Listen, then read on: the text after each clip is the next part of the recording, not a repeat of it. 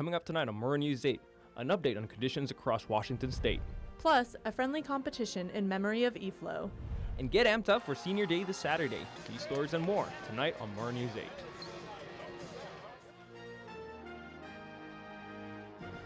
From Studio B on the campus of Washington State University, this is Pullman's only nightly newscast.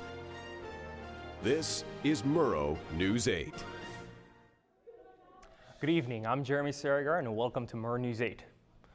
The French Parliament has voted to extend the national state of emergency for 3 months. This is the first step to President Hollande's promised security crackdown. If approved by the Senate, security will remain high and certain governmental powers will increase. Authorities will be able to search homes without warrants and immediately put people under house arrest if they are deemed a threat. It also allows for tighter border controls and restrictions at airports and train stations. More than a dozen Washington Senate Republicans are asking Governor Inslee to ensure that Assyrian refugees are properly vetted before the state agrees to accept them. Earlier this week, Governor Inslee said the state will welcome Assyrian refugees if the federal government ultimately decides to resettle any of them in Washington. Snoqualmie Falls is raging and western Washington is fighting floods. Governor Inslee has proclaimed a state of emergency for Washington after days of heavy rain and a windstorm that killed 3 people. Inslee's action activates the Washington National Guard where needed and clears the way for state officials to ramp up aid to those suffering storm damage. Minors in Pierce County who have taken up vaping will have to stop at the end of the year. Officials have decided to regulate electronic cigarette products in the same way as cigarettes. Yesterday, the Tacoma-Pierce County Board of Health unanimously voted to become the 5th county in Washington with restrictions on e-cigarette use in public places. They also voted to limit vaping to those over the age of 18. Members of the Pullman School Board voted 3-1 last night to move forward with a $23 bond proposal to fund the construction of a 4th elementary school. The district reports a 20% student increase since 2008. If it passes the special election in February, the bond would add less than 50 cents per $1,000 of assessed value above 2015 tax rates. Now, if you thought WSU students would be the majority of legal marijuana customers in Pullman, you'd be wrong. According to the management at Pullman's recreational marijuana stores, they receive customers in the age of 50s and 60s, even as old as 90s, with the average customer at the age of 40. According to shop management, this is caused by the high tax on the recreational drugs, which drives less affluent users to the black market. A firefighter severely injured in an eastern Washington wildfire has finally left a Seattle hospital after 3 months of treatment. 25-year-old Daniel Lyons suffered burns to more than 60% of his body on August 19th and still has not regained use of his hands. Lyons says the hardest part of his recovery has been mental, not physical. The wildfire killed 3 of Lyons' fellow firefighters. Now, on a lighter note, the past weekend, people throughout Pullman community were attempting to break a world record. Murrow News 8's Brady Wakayama was one of the participants trying to make history. It came down to wanting to do something special, and this world record-breaking attempt really provided that. Right now it's an empty gymnasium, but starting at 1, hundreds will be here in an attempt to break the world record for the largest game of bump. Today we are hosting Palouse Bump the Record. The proceeds will go to the Elson Floyd Foundation, and we just want to try to break a world record, which is 703 people. Matthew and Sean are part of a group of Washington State University sport management seniors fulfilling their capstone course. What initially started as merely a graduation requirement has transitioned into an event honoring the late WSU president. All the proceeds go to the Elson S. Floyd Medical School and the Founders Fund. So it's a great cause and a great way to bridge the gap between the community and the university, which is what Elson Floyd really tried to do when he was here. We chose Elson Floyd just because of the impact that he had on WSU.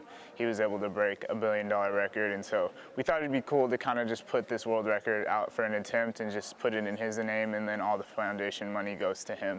In addition to supporting a good cause and attempting to break a world record, participants were trying to bump each other off the top spot to score some sweet prizes. The winner gets a iPad Mini 2, and what really is interesting is that our raffle prizes are really cool. We have a signed Klay Thompson jersey, we have gift cards, a gift basket, lots of gear, some basketball, some shoes, a whole bunch of stuff.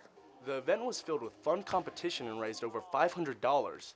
However, in the end, no records were broken Saturday afternoon, and although the outcome of attendees was less than expected, Matthew and Sean both say it was a great learning experience and are excited to continue pursuing careers in sport management. We've learned so much through this process. Even if we don't break the record, I think we've learned the tools necessary that will help us out with future events we do. You may not always get the result you want, but just push towards it, and you're always supporting a good cause no matter what you're doing. So regardless of the grade, just have fun with it and push forward. Palouse bump for the record proves what President Floyd once said. There's something special about WSU, and even more special about being a Coug. It's about family taking care of family. Reporting from Murrow News 8, I'm Brady Wakayama. An iPad mini? Brady, too bad you didn't make that last shot. He had some cool dribbling, though. I know.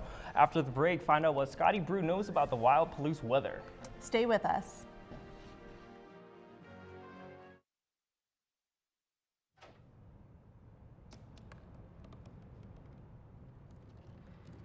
They said I couldn't dream. Called me a piece of trash and swore that's all I'd ever be.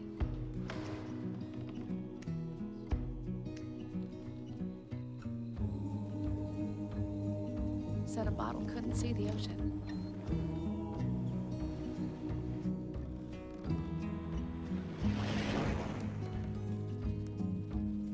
Give up.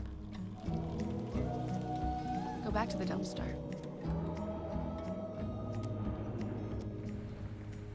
But I didn't listen. I made my way.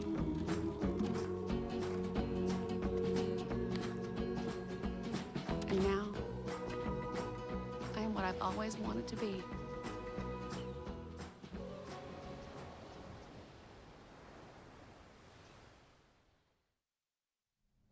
Not only has Pullman experienced unexpected winds in the last few days, but also some snow. Yeah, I'm really curious what the weather will look like this weekend. Scotty Brew is in the studio with the latest forecast. Scott? Well, guys, it will be sunny this weekend, but other than that, the weather's going to be a little off. So tonight, right now, as you can see, if you're looking out your window, it's clear at 33 degrees. Today's high was 40, so a little bit warmer, but not too much. If we go ahead and look at tomorrow, holy cow, the sun's going to be out, but it's not going to be warm at all. 34 is what's going to top out in the afternoon. Before you go to the bars tomorrow evening, grab a jacket because it's going to be 24 and cold. So if we stay, and I'm blocking Seattle, Olympia, Vancouver, but if you go ahead and look at it, it's the only part of the state that has sun. So Seattle, Olympia, Vancouver. Vancouver's going to rain though. Yakima, Wenatchee, hey, they're going to be joining us in the word of the day today, which is precipitation. Write it down. Anyway, Spokane and Pullman, welcome to the party. Anyway, let's go ahead and look at the 5-day forecast. There's that sun I was talking about for Saturday and Sunday. Monday, Tuesday, Wednesday, you know you're going to see some clouds in the word of the day, precipitation. Anyway, on Wednesday, that low is cold, 10 degrees. Bring your jackets and everything. So coming up after the break, Colby fills you in on some WSU basketball action. Stay with us.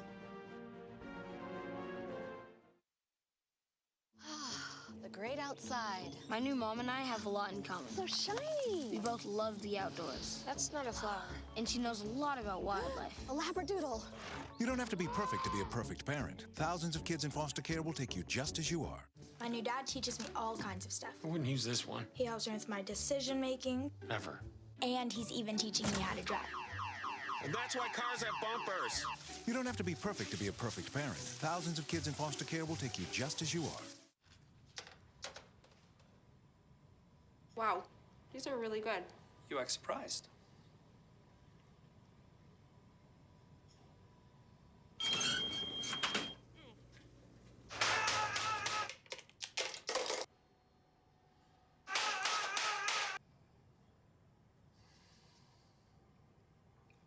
Practice makes perfect. You don't have to be perfect to be a perfect parent. There are thousands of teens in foster care who don't need perfection. They need you.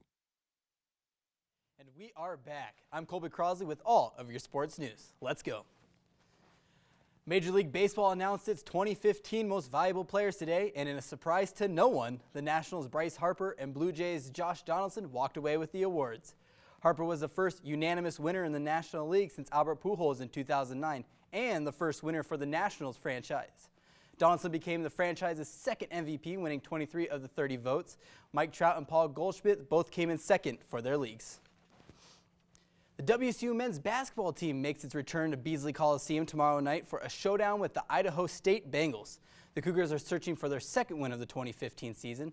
WSU junior forward Josh Hawkinson and freshman guard Viante Daniels each tallied a team-high 15 points in the Cougars' last outing. Tip-off is set for 8 p.m. tomorrow night. In more basketball news, the WSU women's basketball team will make its first road trip of the year, traveling to Honolulu, Hawaii to compete in the 2015 Bank of Hawaii Rainbow Wahine Classic. The Cougars will face off against Nevada tomorrow at 6:30 p.m. in their first game of the tournament. This Saturday, the Cougs welcome the Buffaloes to Martin Stadium in what should be a brisk night. Both teams are headed in opposite directions as the Cougs are 7-3 and are going bowling for the second time in 3 seasons. Colorado is looking for the upset as they come in with a 4-7 record. The game will be broadcasted on ESPN2 at 7:45 p.m. Switching over to the NFL, the Tennessee Titans and the Jacksonville Jaguars are currently battling it out in Florida. The Titans are leading the Jaguars by a score of, they're tied with a score of 6-6 at halftime. Tennessee quarterback Marcus Mariota is the leading passer so far in the night, completing 10 of 17 passes for 128 yards. Should be a great finish. Well, that's all the sports news for you tonight. Coming up after the break, find out another reason to stick around for Saturday's game.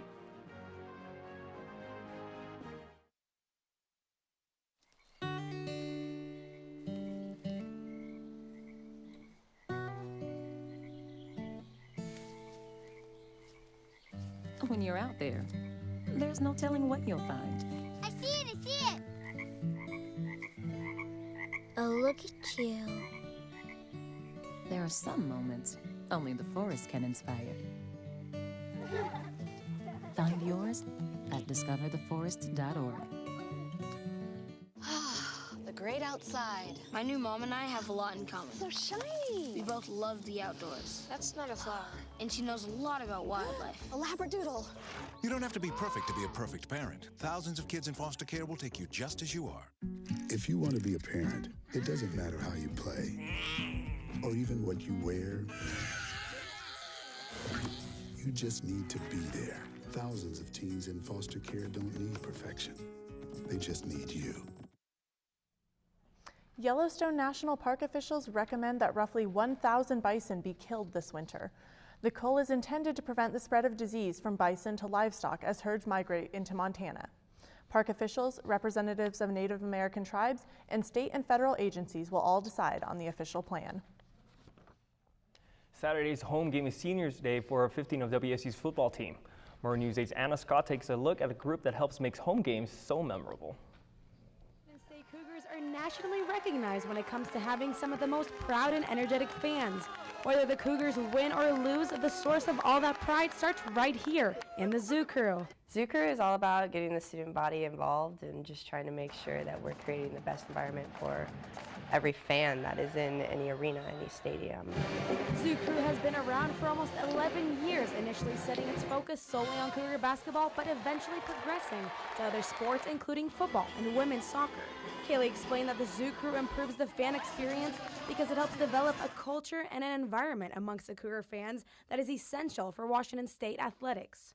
Yeah, it's really fun just because like the football team has the Crimson effect. Well, here in Beasley Coliseum we have the Zoo Crew effect, and it's just fun to be loud and scream. We need our student body. I mean, they don't realize that when they're screaming at the other team and they're getting inside their heads, when they're cheering because we made a 3, they don't realize what that's actually doing to the players. Like, that's getting them excited. They're involved. Like, they feed off of Zoo Crew's energy. Now, guys, you've seen the supportive and energetic Zoo Crew fans in action. Check them out again at tomorrow's home game in the Beasley Coliseum at 8 p.m. And don't forget to get your Zoo Crew shirt. I know I didn't. With videographer Eric Cervantes, I'm Anna Scott, Murrow News 8. Well, I wouldn't want to miss the energy at that game. Thanks for joining us tonight.